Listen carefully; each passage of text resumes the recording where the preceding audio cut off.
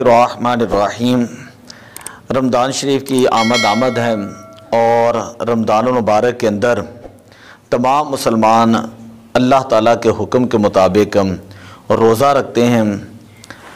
ये शरीयत के अंदर एक रुकन है रोज़ा रखना, और इसके लिए ज़रूरी है कि इंसान को कम अज़ कम रोज़े के जो मसाइल हैं उनका पता हो। जो ज़्यादा अहम तरीन मसाइल हैं वो हम सवालन जवाबन जो है वो पढ़ते हैं।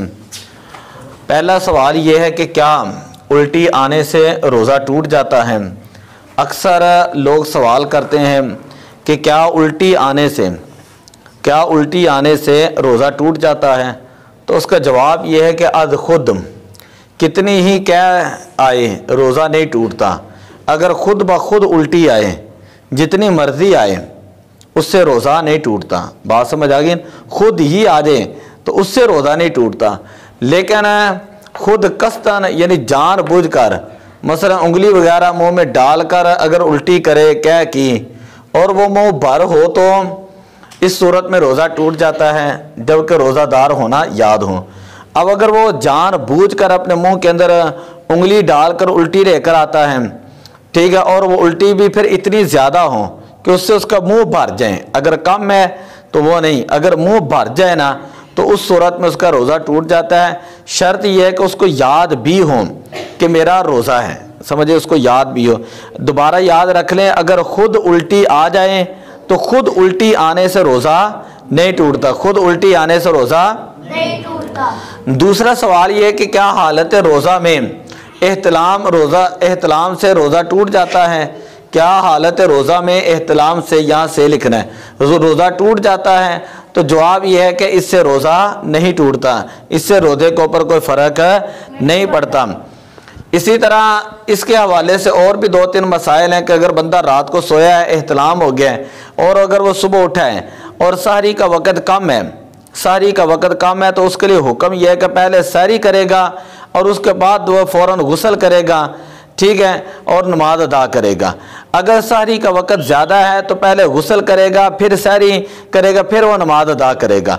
अगर वक़्त कम है तो पहले जो है वो सहरी करें, फिर उसके बाद जो वो गुस्ल करें।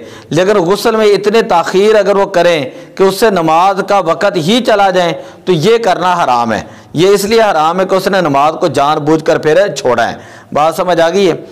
तो इसी तरह तीसरा सवाल ये है कि अक्सर लोग ये सवाल करते हैं कि क्या थूक जो है वो बंदा अगर निगल जाए, अपनी थूक अंदर निगल जाए तो क्या इससे रोज़ा टूट जाता है या रोज़ा मकरूह होता है। या कई लोग होते हैं वो ये समझते हैं कि इससे रोज़ा टूट जाता है। बार बार वो उनको थूकने की आदत होती है रोज़े की हालत में, जब गर्मी होती है ना, हमें पता है, तो वो बार बार थूकते रहते हैं और देखने वाले लोग भी उसको अच्छा नहीं समझते। तो अब इसमें क्या मसला है, क्या थूक या बलगम निगल जाने से रोज़ा टूट जाता है। कई लोगों को बलगम आती है, ठीक है, तो क्या थूक या बलगम है अंदर निगल जाने से रोज़ा टूट जाता है, ये मकरूह होता है, ये सवाल है। तो जवाब ये है कि थूक या बलगम जब तक मुंह में है इनको निकलने से रोज़ा नहीं टूटता। हाँ, मुंह से बाहर हो, मतलब हथेली पर रख कर फिर मुंह में डाला, थूक को निकल गया, तो इस सूरत में रोज़ा टूट जाता है, लेकिन आम तौर पर ऐसा नहीं होता। अब इस बारे में मसला ये कि जो चीज़ जिस्म के अंदर है, मुंह के अंदर है, जितनी मर्जी मरतबा आप उस थूक को अंदर निकलें तो उससे रोज़ा नहीं टूटता। बात समझ आई। अगर बाहर इस तरह हाथ पे रखें फिर उसको चाट लें तो इस तरह जो है वो रोज़ा टूट जाता है। असल में फ़िक़्ह का कायदा ये होता है, ये अहम तरीन कायदा मैं बताने लगा हूँ, कभी ज़िंदगी में आपको याद आएगा। हमेशा रोज़ा तब टूटता है जब इंसान जिस्म के अंदर कोई चीज़ दाखिल करे। इंसान जिस्म के अंदर कोई चीज़ दाखिल करे, किसी चीज़ के दाखिल होने से रोज़ा टूट जाता है। मतलब पानी है, खाना है, समझिए कोई और चीज़ है, जिमा वगैरह कर ली है, तो जिस्म में कोई चीज़ दाखिल होना, तो दाखिल होने से रोज़ा टूट जाता है। अगर जिस्म से कोई चीज़ निकल जाए تو نکلنے کے ساتھ جو ہے وہ وضو ٹوٹتا ہے۔ کیا ٹوٹتا ہے؟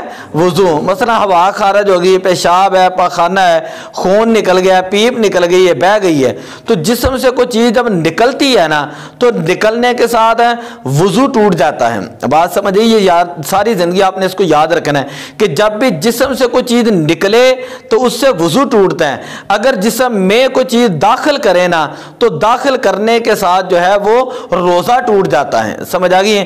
آپ ناک میں کوئی دوائی ڈال لیں، کان میں کوئی دوائی ڈال لیں، آنکھ میں کوئی دوائی ڈال لیں، سمجھ آئیے، اسی طرح کوئی اور چیز جسم کے اندر داخل کر لیں، کسی طرح بھی حکم نہ کرائیں۔ یہ بڑے اہم ترین پیچیدہ مسائل ہیں بڑی بڑی کتابوں میں۔ میں آپ کے لیے سادہ سی بس میں نے آپ کو بات بتا دی ہے، اگر تھوک منہ کے اندر ہے تو جتنی مرضی مرتبہ آپ اس کو نکل جائیں، بلغم کو نکل جائیں، اس سے روزہ نہیں ٹوٹتا۔